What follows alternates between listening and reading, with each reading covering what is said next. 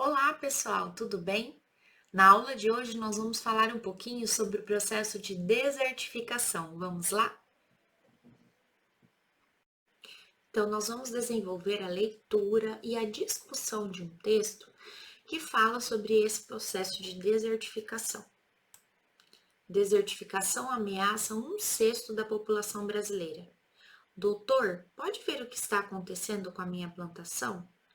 Perguntou um agricultor do município de São Domingos de Cariri, na Paraíba, ao geógrafo Bartolomeu Israel de Souza durante um trabalho de campo no estado. Souza, pesquisador da Universidade Federal da Paraíba, UFPB, acompanhou o senhor até o seu pequeno cultivo para poder responder à convocação.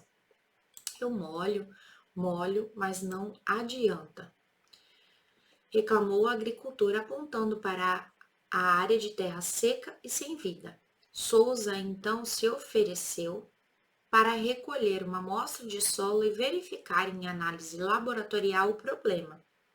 A questão, no entanto, já lhe era clara: salinização, ou seja, alta concentração de sais no solo que prejudicou seu cultivo, um dos principais fatores que traz a desertificação. Desertificação significa a degradação progressiva das terras. O resultado do processo são áreas com nenhuma ou pouca vegetação, erosão acentuada e muitas vezes infertilidade. Daí a reclamação do agricultor paraibano. Em uma região desertificada, irrigar a terra não é suficiente para que se consiga cultivá-la. Ele e outros pequenos produtores são os principais prejudicados, pois perdem parte importante da sua subsistência. Sem ter de onde tirar o sustento para suas famílias, muitos migram para cidades maiores, dentro do Nordeste ou em outras regiões, dependendo exclusivamente de ajuda financeira do governo e com pouca ou nenhuma perspectiva de recuperação de sua propriedade. Ao lado, nós temos aí um terreno que está sofrendo com esse processo de desertificação. O que a gente observa? Desertificação não me lembra deserto, né? Pouca vegetação. Esse terreno ele já está claramente pouco habitado. Não é só a questão da agricultura, mas esse processo ele é prejudicial porque, inclusive, os organismos que nós já trabalhamos que vivem dentro do solo, eles podem também morrer por conta da exposição do solo, tanto a altas temperaturas quanto a intensidade de chuvas, né? E a falta de matéria orgânica que serve como alimento para esses organismos. Engana-se, no entanto, quem pensa que o cenário da desertificação se parece com os desertos como o Saara africano ou Atacama no Chile. Esses são biomas equilibrados, resultados de processos naturais que duraram milhares de anos, explica Souza. Terras desertificadas, por outro lado, são resultado principalmente da ação humana em um espaço de tempo muito curto e insuficiente para o ambiente reequilibrar.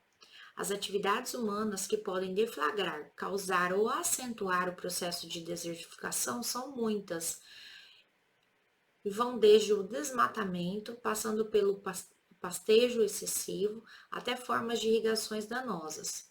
Tanto na Paraíba como em outros estados, alguns tipos de irrigação têm feito contrário ao pretendido e podem acentuar o processo de degradação das terras. Trata-se da chamada irrigação por inundação, na qual se deixa uma camada fina de água sobre o cultivo para suprir as deficiências hídricas. Em áreas onde o solo já é salinizado, esse tipo de irrigação espalha ainda mais a mancha de sal. E graças ao baixo grau de drenagem da terra, a água evapora e deixa os sais concentrados na camada superior, reduzindo ainda mais o seu potencial produtivo. Esse era o caso do pequeno agricultor que me pediu para ajudá-lo com a terra, que mesmo molhada não produzia, explica Souza. Ela estava já muito salinizada. Então, como o texto coloca, né, um dos principais prejuízos aí para o solo tá na questão da salinização. Mas nós também temos outros processos que foram colocados aí, como por exemplo a retirada da cobertura vegetal, né? Isso favorece para que o solo ele fique exposto. Uma vez chova ou venha o vento, esse solo ele vai ser facilmente erodido, que significa que ele vai ter grande quantidade de buracos, né, ou de aberturas que vão ser provocadas. E isso ainda acaba sendo mais prejudicial quando nós estamos tratando de encostas de rios. Isso por quê? Porque a vegetação da mata ciliar, que é aquela que vai estar ao redor dos rios, ela acaba protegendo os recursos hídricos, né? Além da vegetação no geral, ela acabar protegendo todo o ambiente, né? Todos os seres vivos que ali habitam, a cadeia alimentar que está ali. Esse solo, ele passa a não ser mais produtivo, então o agricultor ele vai ter prejuízo, nós também teremos prejuízo, e isso é uma das grandes preocupações, por quê? Porque basicamente a maioria da alimentação do brasileiro está proveniente do solo. Um solo desse desertificado, ele não vai produzir, inclusive, nem mais a pastagem, que é o básico para que se tenha produção de gado, por exemplo, ou de outros animais, né? Que são os ruminantes que acabam consumindo o capim. Então, todo esse processo, ele acaba gerando um transtorno, no geral, né? Para o ambiente agrícola. E acaba que para essa recuperação ela acontecer, o agricultor ele vai ter que inserir nesse solo, né?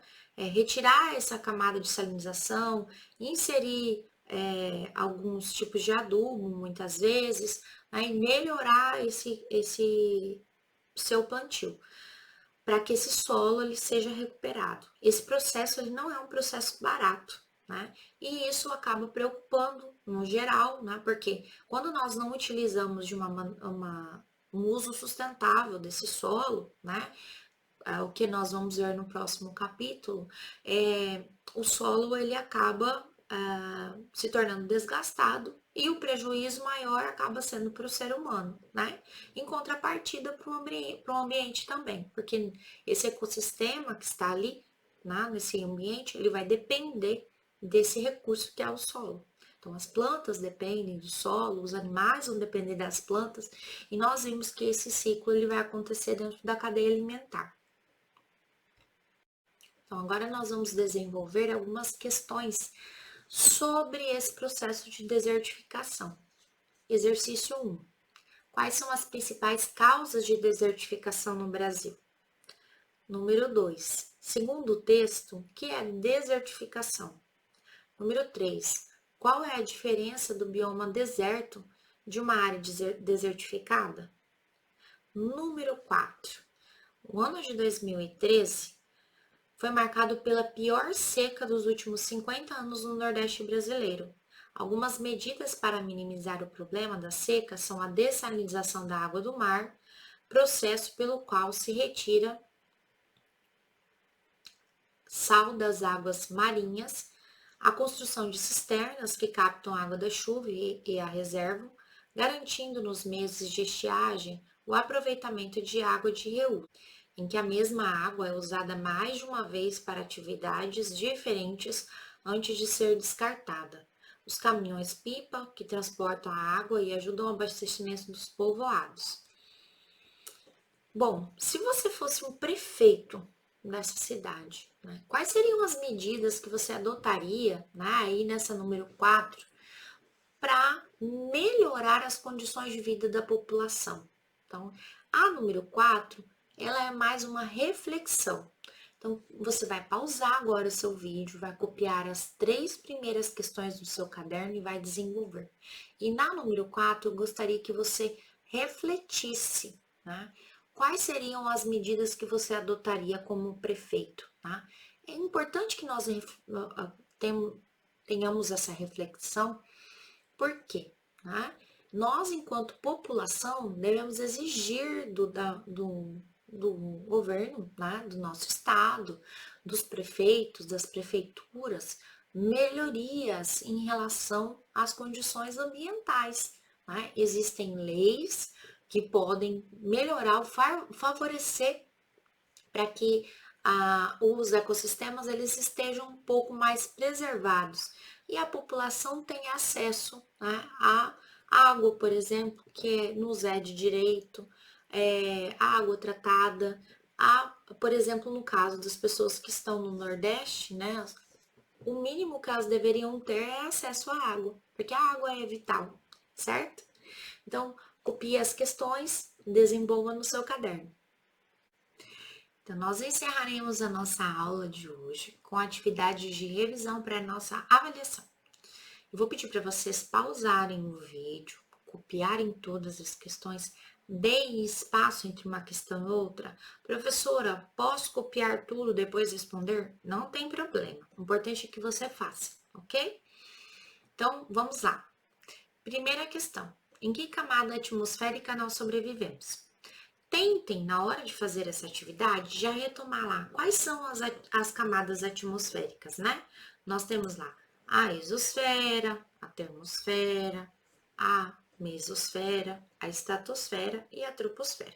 Então, vamos tentar lembrar qual que é mais próxima, qual que é mais distante, né? Antes de fazer a atividade. Aí, depois, vai ficar mais fácil para você. Então, eu preciso aí saber somente quem é a camada, né, que nós sobrevivemos. Então, aquela que seria, vamos dizer assim, a mais próxima da Terra. Mas cada uma dessas camadas aí tem uma funçãozinha importante, né, que é importante retomar também. Número 2. Na número 2, eu pergunto para vocês quais são as propriedades do ar, né? Veja bem, o ar, como qualquer material, ele tem algumas propriedades, né? Que vão facilitar alguns processos que nós realizamos. Então, quais são as propriedades do ar? Vocês vão falar a propriedade e explicar cada uma dessas propriedades, né? A propriedade tal, ela é assim, assim, assado. É assim que a professora quer, ok? Número 3. Em que camada da atmosfera encontramos a camada de ozônio? Lembra lá da camada de ozônio? Camada de ozônio que tem o gás O3, né? Ele tem lá uma responsabilidade muito grande de filtrar os raios solares. Em que local lá das camadas da atmosfera ele se encontra, né? Tentem retomar lá a importância dessa camada para os seres vivos, principalmente. E se essa camada sumisse, quais seriam os prejuízos, né? Quando vocês estiverem desenvolvendo as atividades, dê já uma retomada nisso aí. Na próxima aula a gente vai revisar um pouquinho mais.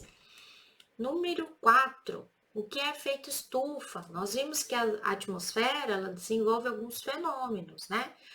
O fenômeno principal que nós temos aí é o efeito estufa. Eu quero saber o que é esse efeito, qual a importância dele para o planeta Terra e qual o principal gás relacionado a esse fenômeno, né?